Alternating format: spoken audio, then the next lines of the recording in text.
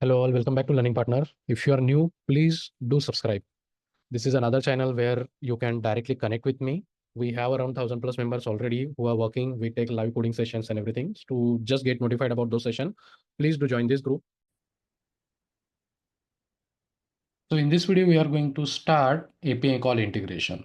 So whenever we talk about any front-end application, either it is Angular, React, Vue.js, any front-end application where we have UI and we get the data and we have to show it. So we have to rely on the API. Now, what is API? So let me just Google it. So API, if you simply search API and you just go to image, fine. Then you might get something images like this. Let's open this.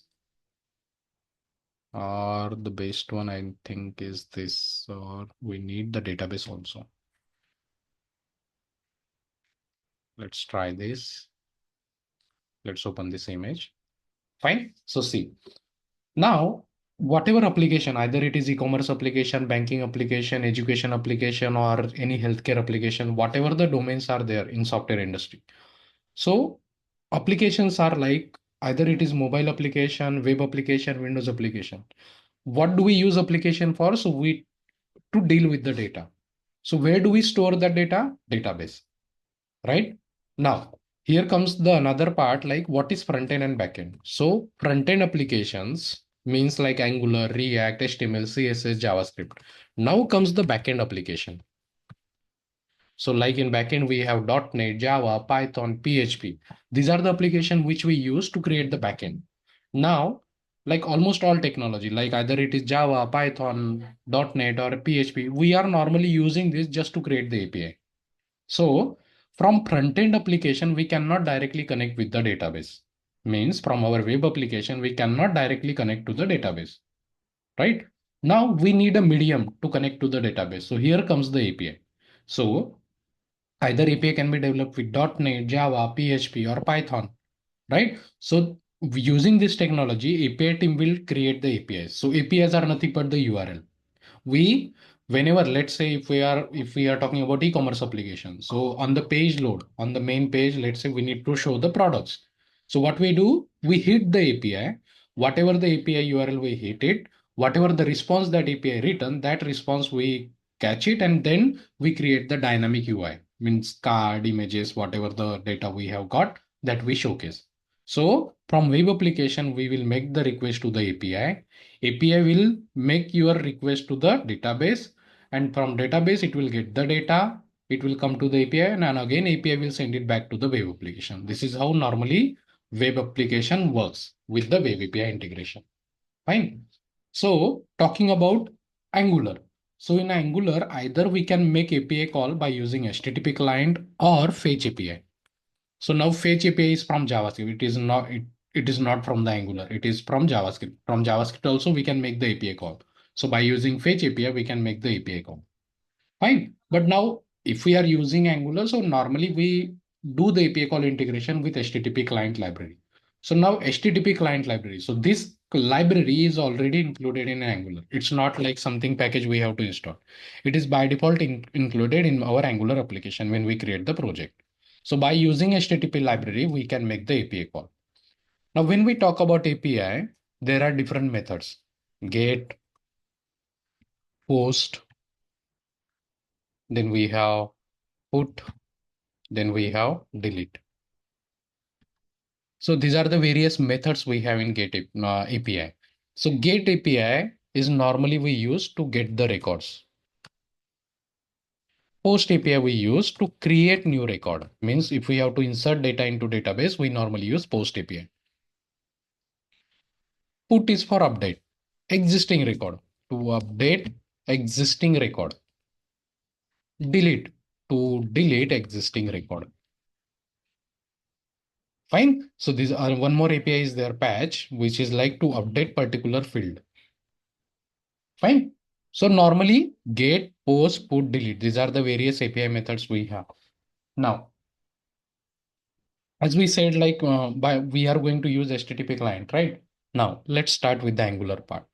So what I have done till now, I have just created API folder, and inside that I have created a component get API. After the component creation, I have created this route, and in our nav bar, I have created this li, and inside that I have added that route. Fine. So this is the basic work I have done. Let's check if we are able to access that component. Fine. So here you can see Gate API we are able to access.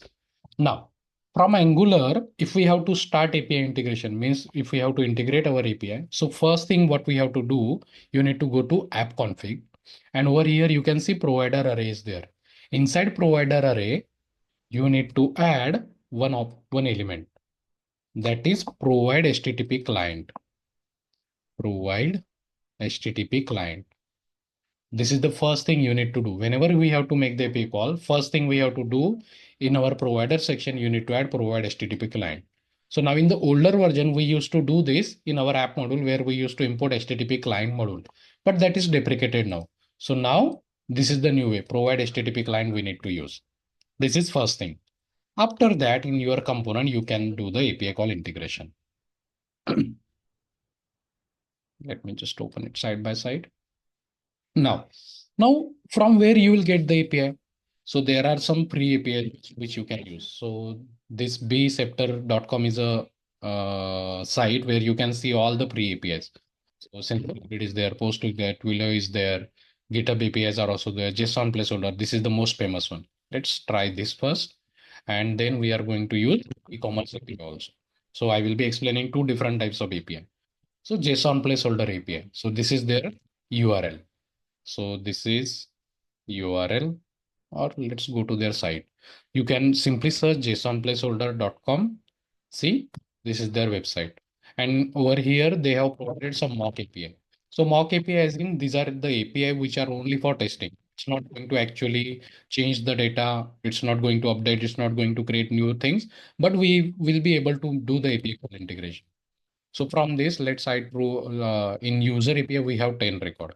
So let's try to see. If you click on it, see, this is the URL. So as I said, API is nothing but a URL. So if you hit this API, this is the data you are getting, array of object. Fine. So first we are trying to integrate this API. So in our GET API, we have first thing like in app config, you need to add provide HTTP client. Then over here, we need to call our API call integration. So how do we make API call integration? So first we have to create constructor. So in constructor, like I have already explained constructor in the previous episode, like what is constructor. So just refer this. So in constructor, we have to create instance of HTTP client service. Fine. So what we will do, private, our object name HTTP colon. What type of object we are going to create? HTTP client. Once I selected, you can see import has been automatically added. Now we will create one function, get users. We are going to integrate user API. So that's why I'm naming the function as get user. Fine. Now in this, we have to write this dot HTTP, the object which we have created. Now, as I said, in API, we have get, post, put, delete, right? So you can see that is suggesting over here. What is the method? Get method, round bracket, double quotes. ith.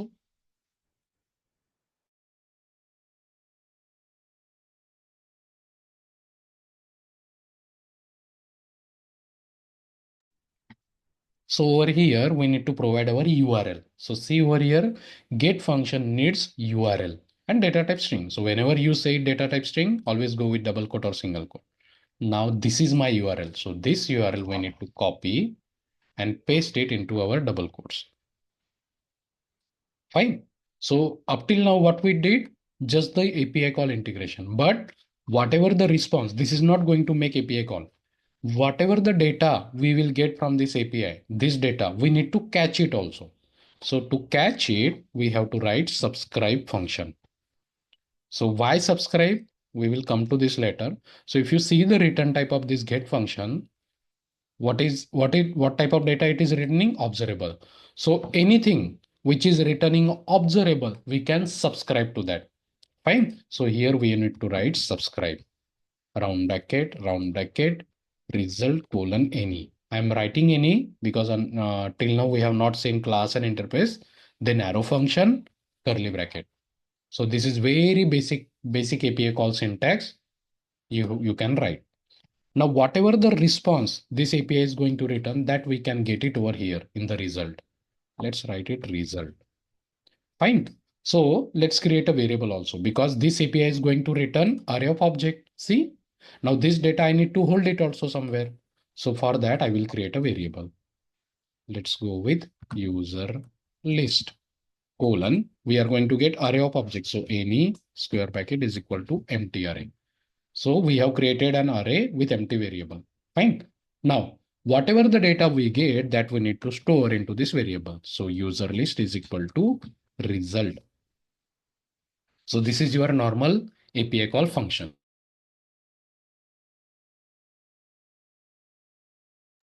Fine. But we need to call this function also. Again, now we have not completed our lifecycle event. So that's why I'm not going to use ng on it. So for now, what I will do in this component, let's create row call structure.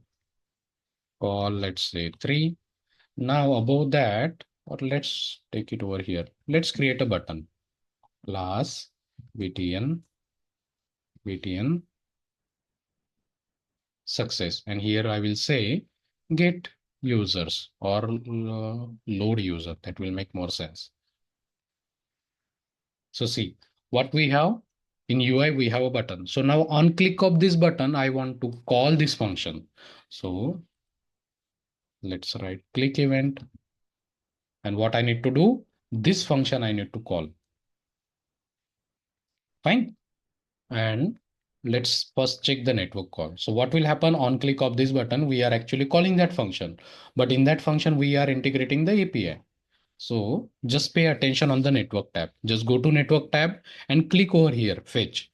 So once I click on this, you can see one API call is there and we got the response. So whatever the response we were able to see it over here, the same response you can see it over here. See 10 records. Got it? Now, whatever the response we got that we stored also. Let's open our component.ts over here. Control P. What is our component name? Get API. So in that, let's add a debugger at line number 20 inside subscribe function. Let's click on it over again. Or let's reload first time. So once I click, you can see in result we got 10 element. Now that 10 element I'm going to store it into my array. See, whatever the data we get from the API that we stored into our variable. Now this variable data, you can show it anywhere, right? So what we will do, let's create row, call 6. Now it's an array of objects. So normally array of object we show into the table. So let's create table quickly. T-head, then tr. Let's use th. Let me just copy paste th. Let's say serial number. Now what type of data we are getting? Let's check that. So we are getting name, username, email. So let's say name, then let's say username, then we have email, then let's say phone number and website. So phone and website. So from API, you might be getting 100 of field, but it's not required to show everything. So T head is there. After that, we need T body. Inside T body, we have to iterate. So let's use @ for loop. And inside that, on this user list, we need to use our for loop. So after that, we will have tr, then we will need td. So how many tds we have? Just like that, that much of how much headings we have done. Just like that, we need to create that much td. Fine. So in the first, we have to show the serial number. So serial name, we will get it from over here in $index. Again, index will start from 0. So $index plus 1. And over here, we need to print item dot. Now you need to check the response. What field name you have? Name.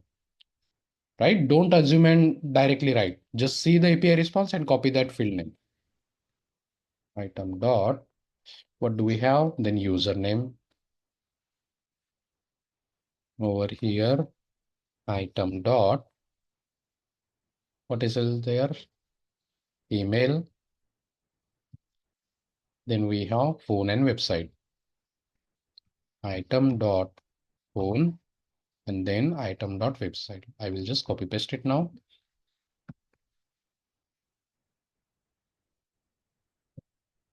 Fine. And on the table, I will just add some bootstrap classes so that we table will look proper.